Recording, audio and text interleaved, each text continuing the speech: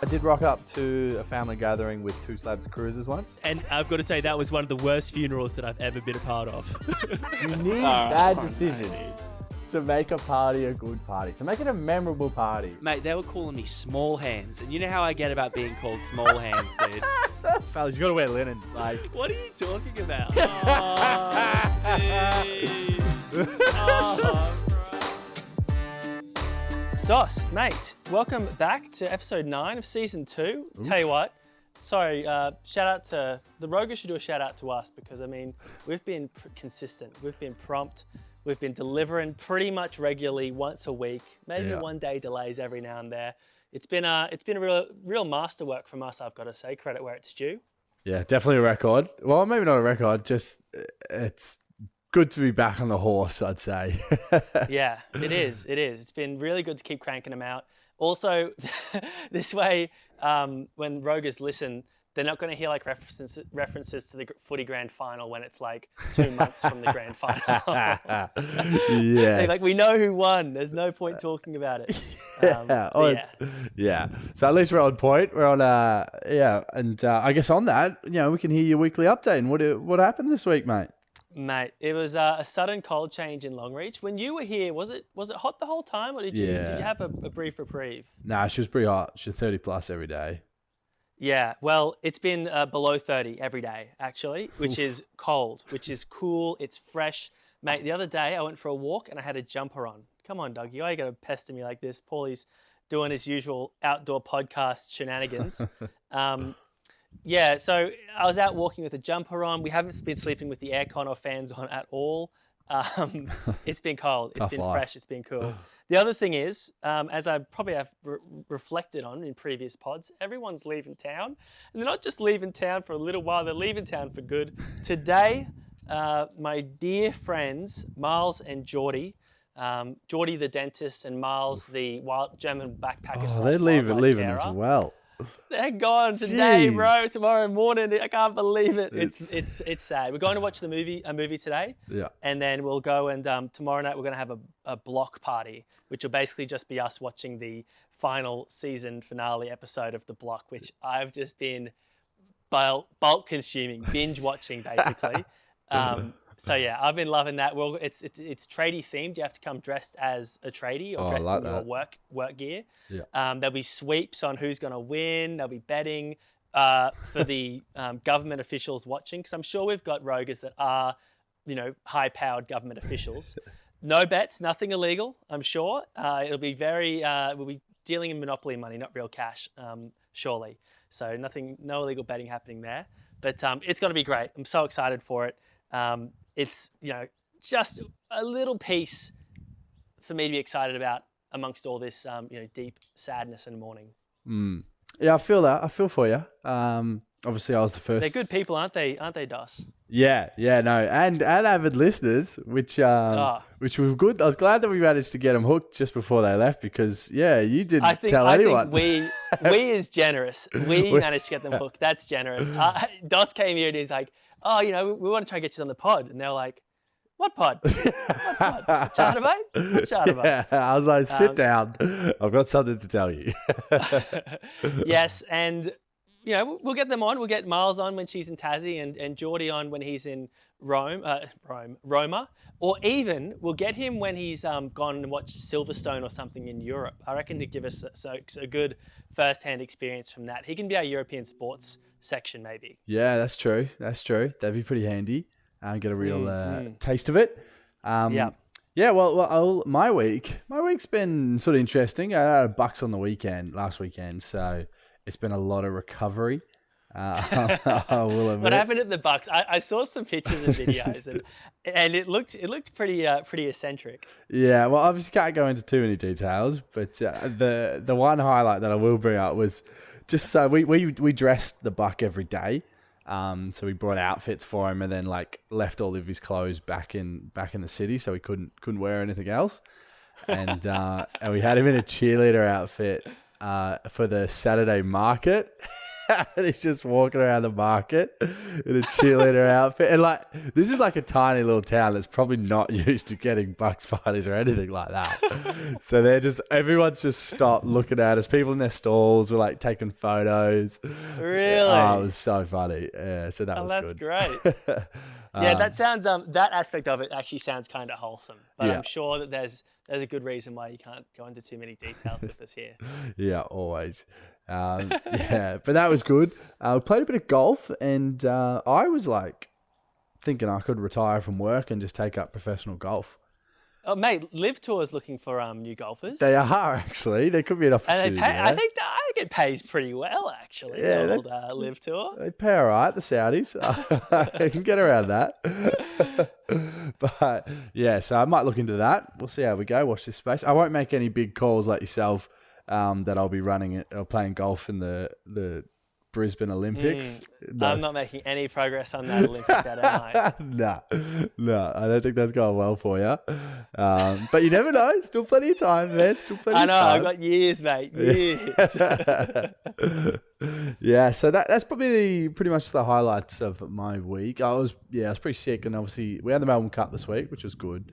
But I was battling. Did you make the paper? It's the thing every single year. Dos seems to be the poster boy of drunk and disorderly for the News Corp and that. Yeah. Did you manage this year as well? Only because they brought that photo back up. So, but it wasn't just recycled that. it. Yeah, it wasn't even just like news.com. It was in the Herald Sun. It was in like all the majors. I was like, come on, leave me alone. It was like 6 years ago. Imagine if you'd completely recreated your image and you'd like become this squeaky clean person, and your new group of friends maybe, and your employer, maybe your wife sees these pictures and thinks it's current, and they go, mate, you've been living this secret degenerate lifestyle this whole time. Yeah, it worries me when I eventually get into politics, when all this stuff sort of going to come back up to haunt me. You just have to own it, and I think the people that will be part of your base will get around you. The deplorable stuff that politicians get up to, if you rate them and if they've got their heart in the right place, you just go, yeah, different time, deal with it, life goes on. Mate, not with cancel culture. Nah. Let's changed the game. Mate, we're not on Twitter, so we can't get cancelled. We're fine. No. Well, that's Twitter, mate. Speaking of an online platforms. A squeaky clean segue here. Online shopping, mate. Today's episode, the road guide to online shopping. Now, if I could just start, as the listeners will know, because I mention it ad nauseum every episode, I'm in Queensland, a bit of a Queenslander. Not just that, because there's a difference between Metro Queenslanders and regional Queenslanders, and then I dare say there's a difference between regional Queenslanders and rural Queenslanders, and that's me. I'm true outback cowboy, salt of the earth kind of drover type character, as Dos would know, and we don't really get to we don't really have shops out here. We've got a few beautiful, fantastic shops on the main street, sell different things, bit of clothes, a bit of knickknacks. We've got our Mighty Mitre 10, trying to get a sponsorship deal from them. Shout out Mitre, that your ad could go right here. Oof. I go there all the time and get stuff. But, a lot of the stuff that you actually want, most of it you want, you can't get. So online shopping is key. It's essential. And there's a lot of things you have to keep in mind when you're online shopping out here in the outback. Delivery is a huge thing. Not everywhere delivers. So you might go through the whole process on a website, finding the thing you want, getting the size you want, getting the dimensions you want, get all the way, you put your payment details in. And then you're putting in your bloody postage details, and they're like, oh, mate, we don't deliver to Longreach. It's heartbreaking. It happens all the time. So there is a real need to be switched on. This would have been a great episode for my fiance Danny to pop up on, because she's like a well-oiled machine with it. But I've done enough online shopping to think that I've got a thing or two to share that'll possibly help you go through the process without getting too much heartbreak. Yeah. I feel like I've lived in weird places in the world, and that can be an issue. Oh man, living in London though, incredible. Like same hour delivery. Literally, man, within 12 hours. Like, I'd get home from working in a pub, it'd be like 1 a.m. and I'd just like put an order in and it'd be there the next day when I wake up. I was like, wow. That is insane. Yeah. Insane. I cannot fathom. Yeah, that was good. Well, I guess the episode sort of inspired from this morning. I woke up this morning and I had a bunch of stuff to pick up for the house from Facebook Marketplace. I know a name drop there and just waiting for Facebook to sponsor us soon. Zuck, get onto it. Thanks, Meta. Yeah, and just had to pick them up. Had to be like bang on time for this one lady. She comes out with all her kids. It was kind of funny. They're like helping me grab the chairs and put them in the car. I was like, this is nice. And then picked up a TV. It was a relatively smooth process, but it's not always a smooth process. No. Especially I've bought stuff that, it just doesn't fit. It's just not right for me. And you're just like, well, you don't have a choice. You kind of just got to wear it. And I think that sort of rolls into step one, because step one, I argue you got to get funky with it. I've bought some weird stuff, because if you go to a shop and like say you're buying clothes, you go to a shop, you have to try it on before you buy it, sort of thing. You don't have to, but you probably will. You're there, you might as well. There's a change room, just throw it on. Yeah, and then you're going to be like, if it's something that you're not normally going to wear, you're probably going to lean away from it, because that anxiety sort of hits you sometimes in those social environments. You're like, oh no, might play it safe. But man, when I'm online shopping, I'm just like, you know what? Let's buy it. Let's see. Let's see if it fits. Let's see if it works. I bought this shirt that had like claw marks out of it. You know how you have like ripped jeans? It was like a ripped shirt. Sounds like a Halloween outfit, dude. That's the worst part. It wasn't. Oh my God. This is a Melbourne Cup outfit, was it? No, it was just a normal t-shirt. And it just had like rips in it, like in the shoulder and the chest. And I bought it and I put it on and I just copped it from my housemates. They're like, what the hell is that? And I was like, I thought it'd look cool. Mate, at no point in your story, especially with a step being called get funky with it, at no point did I think it was going to be cool. I knew this was going to end in disaster from the very start. And I feel like step one should be stricken. Stricken from the but sometimes it's worked. So like I've changed my fashion here and there by buying silly things, and then I've got it. I'm like, that works. I'm happy with that. Don't ask me for an example. I was gonna say, this is where you'd back it up with like, oh yeah, there's this, the thing you like that I wear? That, no. Okay. Well, let's get on to step 1.5, maybe version 2 of step 1. This is key advice, and I've recently been trying to sell things when we moved houses on Marketplace.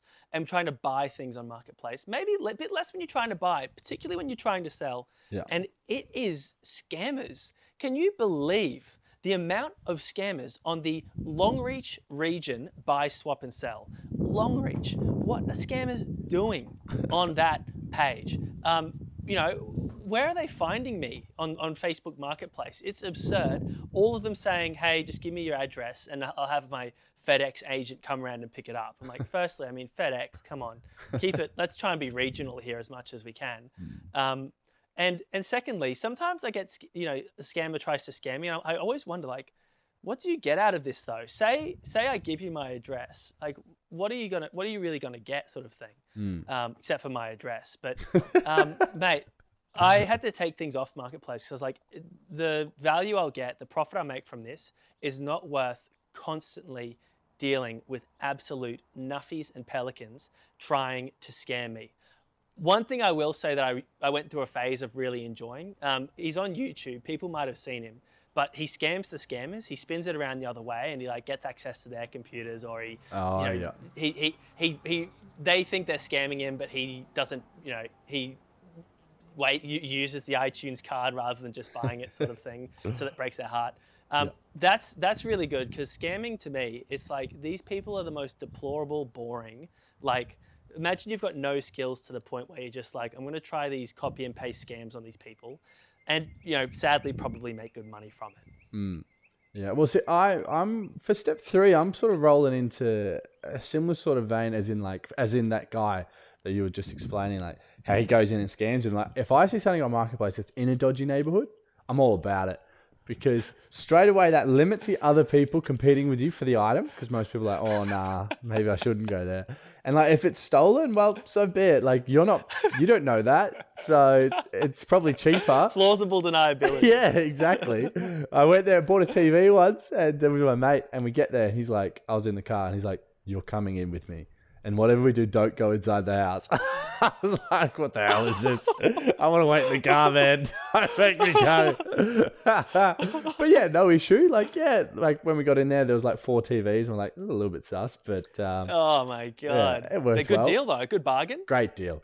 42 inch for like $150. Worked no worries. Yeah. In that situation, you've gone to a dodgy neighborhood. You've been given some pretty early red flags that this person may mean business. Do you go the extra step and try to lowball them? I will preemptively lowball. I won't ever lowball once I'm there. That's dangerous. That's a dangerous game.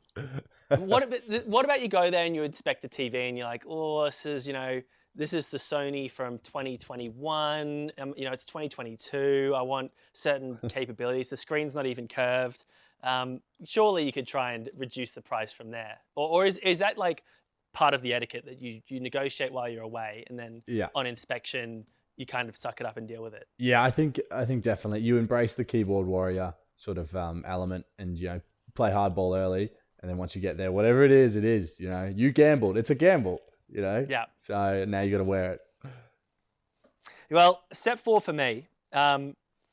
This is something that maybe comes from a place of privilege, #privilege. But it's about standing your ground. It's about having some dignity and some pride, especially when it comes to people lowballing, when it comes to people time wasting, when it comes to people expecting stuff from you. Whether you're buying or you're selling, don't take people's shit, because they will try. They'll try and lay it on you. They'll ask you dumb questions. Like if I put the specs and details for something in the description and you ask me for different specs or details, I'm not dealing with you, because I just don't want to invite that level of stupidity into my life. If we can't even get past the basic description of the object without there being some confusion or some hassle, and this dog is absolutely absurd. If YouTube viewers will see the absolute pest that he's being at the moment. Listeners will just hear me suddenly talking about a dog bothering me, yep. And that'll be a bit of a reality break for them. But yeah, I just don't deal with it. There's another thing when I was selling my house. If someone had like lowballed me, or if someone had commented on a job that I'd done, say they looked at the floors that I'd scraped, sanded up, and they said, "Oh, we'll have to redo the floors." I'm not selling you the house. Stuff you. That is like, I put my heart and soul in that. Do not try and bring me down. It works online as well. Don't even try and disrespect me, because I'm gonna cut you off. I don't need the money that bad. Yeah. Well, that sort of goes against our step 5, which is always try and rip them off. Maybe I'm happy to rip off, but true, you don't want to be ripped off. Sure. Yeah, no, fair enough. You follow the steps, you won't get ripped off, and then it sets you up with a platform to do the ripping. And then Uno reverse them, like you're getting scammed. Yeah, like what it is. Anything online, whatever the price is, it's 20% cheaper, and 10% cheaper, no matter what it is. If it's like $5,000, they'll take $4,500. If it's $50, you could get $45 for it. Is that right? Yeah, that's my attitude. And if they don't budge, then they're not worth your time. There's something sus. Yeah, everyone knows that's part of the etiquette. There's a whole etiquette to online shopping, for sure. Yeah, and I think you follow those steps, and you'll be on top of things. I also think, from my experience selling stuff, a lot of the time, and for the buyers out there, the seller is happy to go down. The seller will always offer a little more than it's worth. Like you said, maybe it's 10%. They'll try, maybe they think, well, this could be worth $500, but I'll gladly take $400 for it. Yeah. Don't necessarily be too afraid to offer a reasonable amount less, because I think I've always put stuff up and I've been like, yeah, it's probably worth this much. For the hassle of dealing with Marketplace, I'm going to mark it up to this. But if someone's a good buyer, then I'll gladly give it to them for $100 less or $50 less or whatever it is. Yeah. Yeah, easy. See, simple as that. But, mate, you're an online marketplace genius. It's simple as that. The road guide, dealing out the realistic the realistic information this time, and one for the everyday viewers and listeners, especially for our huge listening audience here in the Outback that knows how difficult online shopping can be. Yeah, there we go. Well, and then today's big call, we've actually got a long-time friend, one of my original footy boys. We both went to the same footy club at the same time. First session together, Geelong West. And I'll never forget it because we were both so unfit compared to everyone else that when they did the... Was that the bonding moment? Literally, man. I was just running and I saw him. He was just in front of me. I was like, this guy with a tattoo sleeve. And I was like, I'm not fucking letting him beat me. I'm not coming last. Like, if we're coming in together, we're coming in together. I just wouldn't let it happen. And from then on, yeah, me and our big call guest, Josh Viney, have been good mates. Welcome to the show. That is exactly how we met. Bonded through a lack of fitness. Yeah. I thought I was pretty fit at the time too. I looked around, me too. Like, these guys will be pretty shit. Saw some bloke in a Fremantle jumper that he still wears to this day. And I looked back and it's only me and him. I couldn't believe it. One is last 1 and 2. Yeah. And there's like big boys there. They like definitely had a lot more body fat than us and they were just so much fitter. There was literally, there would have been guys 100 kilos just running 3-minute 40 Ks and HI just there, prowling along with 4-minute 40. Oh, man. Boys, you've come a long way since then, I'm sure. Or maybe you've come a long way and then fallen off as Doss's experience would be. But did you ever redeem yourselves in the fitness scheme of things? Did you ever become the weapons or at least mid-pack? No. Yeah, Viney was definitely mid-pack. I was more, I always just made sure I was fit enough to beat the new blokes that come in and just weren't aware of how fit you needed to be. This is news to me, man, because whenever you'd come to the coast or whenever we talk about running, I always got the feeling, and you always sort of made it seem like you were one of the at least fit weapons of the team. I cannot believe this. This is complete. Now that Viney's on the show, you suddenly had to like reveal a bit of the truth because there's a first-hand witness that won't let you get away with talking about how the boys are all watching my times. They were all racing each other. Mate, it doesn't sound like you were racing anyone. I was racing. He just humbled himself to the max. I had to. The web of lies was too well spread. Now, Viney, you've jumped on the program, the podcast, to share with us a big call. For those tuning in for the first time, because it sounds like Vines has got a bit of a podcast following, it's a pleasure to have him on. Basically, the way the big call works is we make a big call to a friend of the road guide, and they give us a story where they had to make a big call. And right at the big call, they stop, we tell them what we would have done, and then they tell us what they did. What's a time in your life when you had to go and make a big call?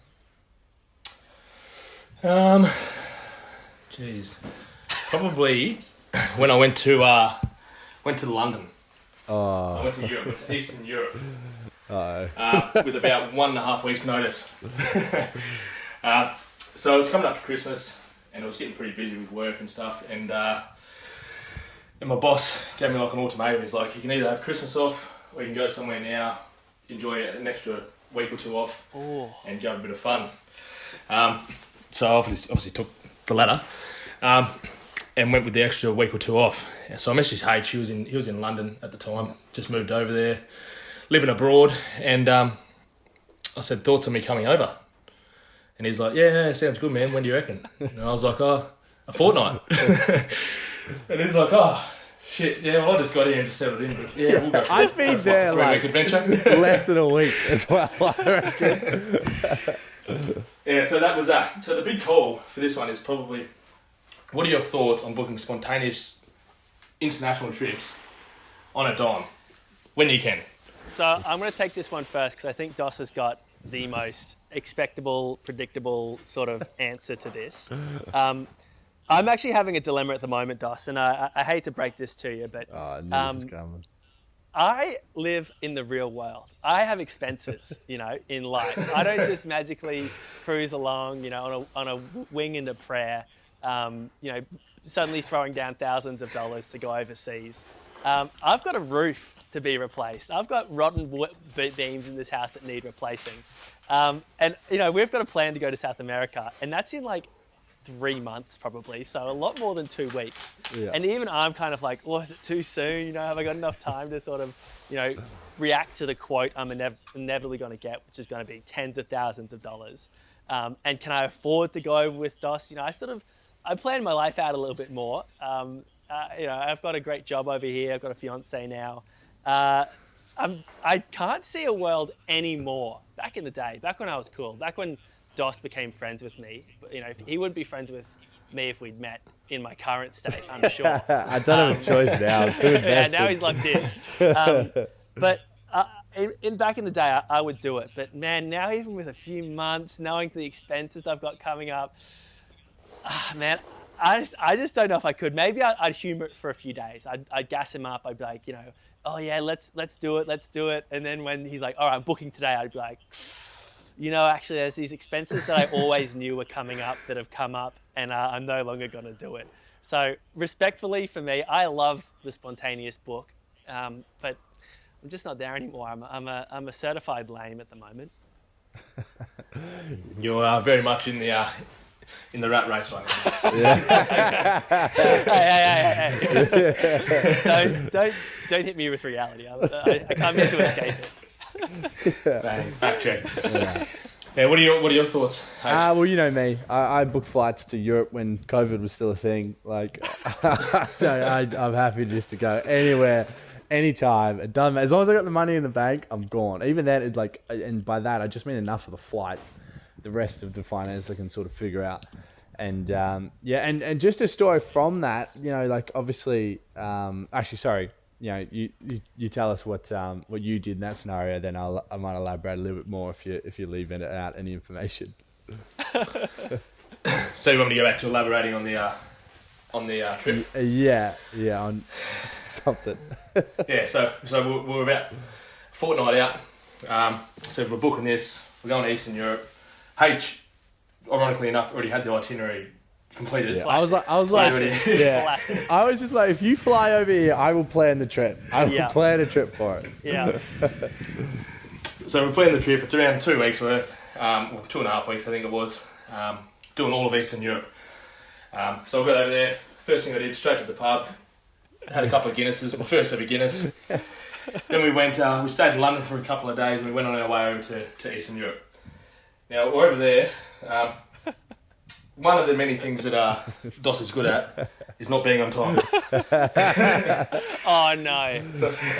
So we're out in, I think it was Krakow? In Poland? Yeah. Krakow in Poland. We're out there and having a good old time. No one spoke in English. All Eastern Europe, they did not know what we were saying, and we're just here with our Aussie slang saying, g'day mate, and whatever.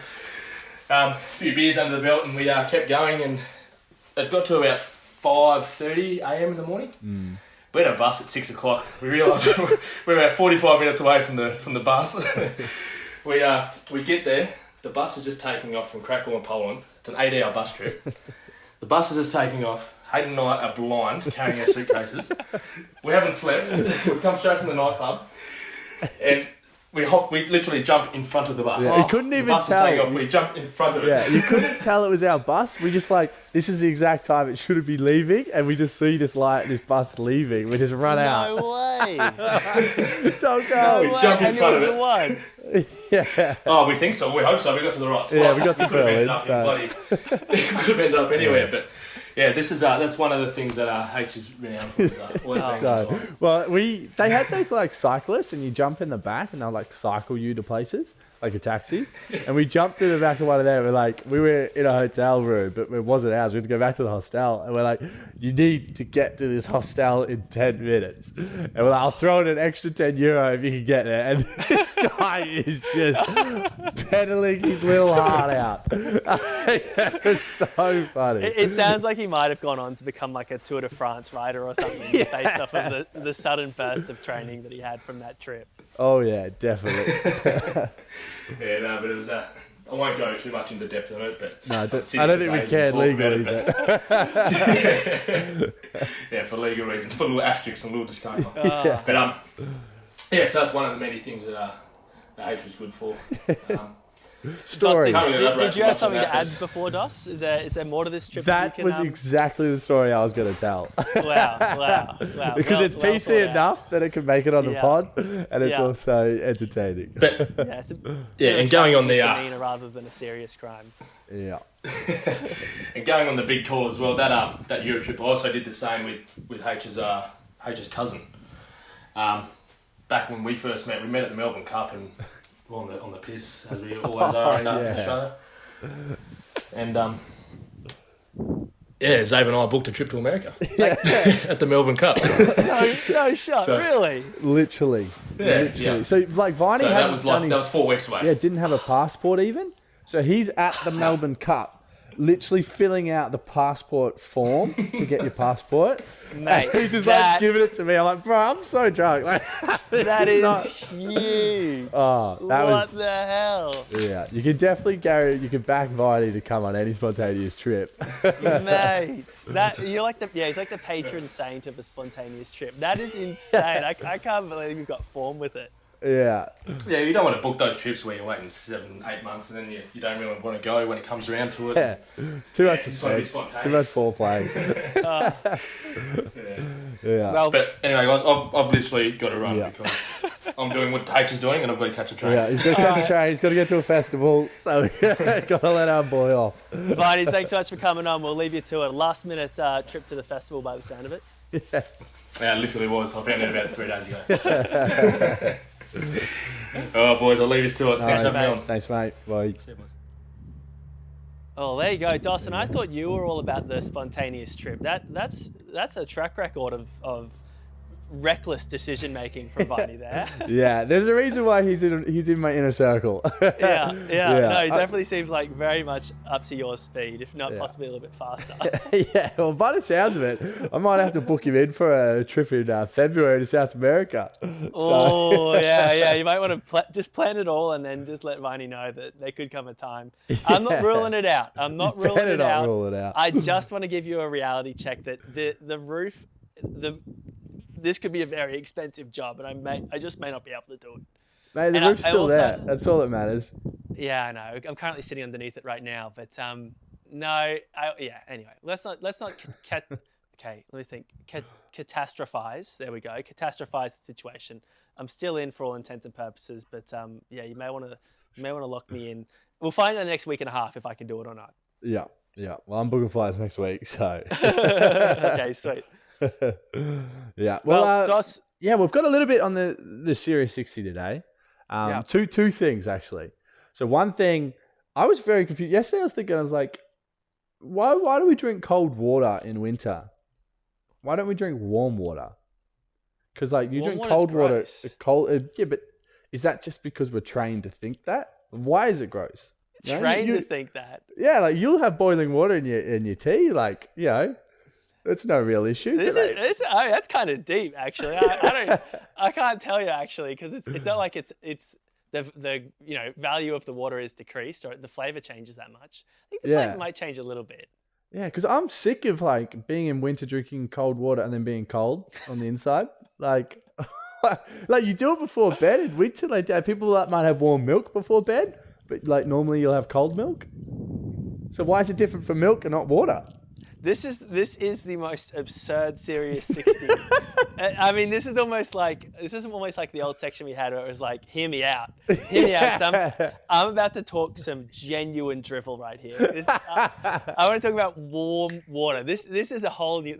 warm water is going to be part of the title for this episode, I think. It's going to be the road guide to bloody... online shopping and warm water. Because, I mean... I don't know what to say. I mean, I think you're kind of onto something here, but also, what are you talking about? I feel like there's a market for it, because you got to actually just have warm water. You can. It's not doesn't cost you any more. No, but you'll go to a restaurant as well, and they'll be like, do you want tap water or cold sparkling? Water? Yeah, and sparkling, yeah. But sometimes they'll be like, warm water, mate. Bro, can I have it warm? Yeah. Just get the glass and just shaking your hands real quick so you warm it up. Something like that. Well, I mean, There you go. That was absurd. That was. I don't know where your mind goes, but it's gone there, and I mean, I don't know if I'm better off or worse off for it. Dos, you sound like you're off to a festival? No, I'm not going. Didn't get invited. No, yeah, actually I didn't. Yeah, I'll bring that up with him later. Especially because he's coming to my city as well.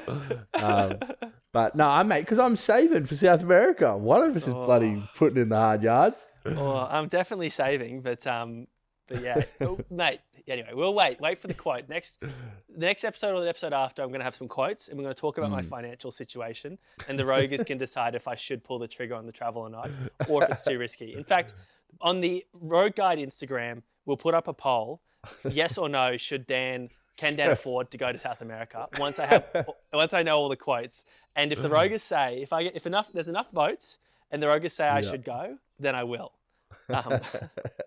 Easy. Yeah, so definitely go and find us on socials, find us on YouTube. Just search the Rogue Guide. If you've got a search engine on any app, just search Rogue Guide. I reckon you might have some luck finding us. Yeah, I've looked up on different people's phones and stuff like that, and we come up pretty quick. Good. So we've got a good market now. Yep. Yeah, and just on that, any Roguers, as you can tell, didn't quite pull the trigger on Movember solely because I thought of that too. I need my beard to clip my mic on. So until we buy new microphones, it's just gonna have to be the way. I'm just lazy and forgot. I would have loved to come on with the Prosser goatee next week. Next week I'm gonna have the Prosser goatee, and then the week after I'm gonna try and maybe just have my usual dirty stash. But yeah. Well, I'm gonna donate to any Roguers that are doing anything in November or Movember. DM the Instagram, comment on YouTube. That's probably the best way to get a hold of us. Free money, really. Free money for a good cause. Yeah, perfect. Dos, are we gonna get in the boat? Are we getting in the boat? Get in the boat. Rogan. Joe Rogan. Joe Rogan show. We're gonna rogue. No, we're gonna rogue go boat. We're definitely not. We're done roguing our boat, I reckon. Mate, I got good hits. People loved it. I got a message the other day. They were like, rogue your boat. And they were just like laughing emojis. And I was like, hey. All right, well, we need to do it with some energy then. 1, 2, 3. Rogue your boat. Gently down the guide. That's it, down the guide. Yeah.